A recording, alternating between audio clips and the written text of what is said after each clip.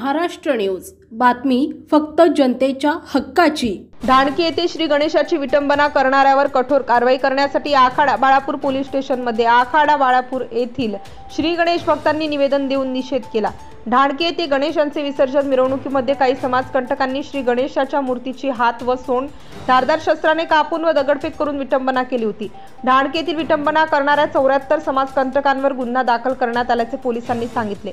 श्री गणेशाच्या मूर्तीची विटंबना करणाऱ्या आरोपीचा आखाडा बाळापूर येथे निषेध करून त्यांच्यावर कठोर कारवाई करण्यात यावी यासाठी आखाडा बाळापूर येथील गणेश भक्तांनी आखाडा बाळापूरचे पोलीस निरीक्षक विष्णुकांत कुट्टे यांना निवेदन देऊन मागणी केली आहे। ढाणकी येथे गणेश विसर्जन मिरवणुकीमध्ये काही समाजकंटकांनी जाणून बुजून वीज पुरवठा खंडित करून श्रीच्या मूर्तीकडे दगडफेक करून अंधाराचा फायदा घेत श्री गणेशाच्या मूर्तीची हात व सोंड धारदार शस्त्राने कापून विटंबना केल्याचा प्रकार घडला असून अशा समाजकंटकांवर कठोर कारवाई करून त्यांना शिक्षा द्यावी अशी मागणी आखाडा बाळापूर येथील श्री गणेश भक्तांनी निवेदन देऊन मागणी केली।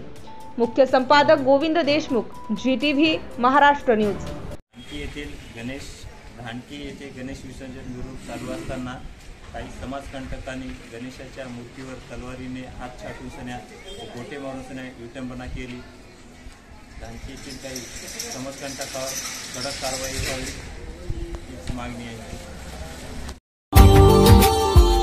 Subscribe now and press the bell icon. Never miss an update.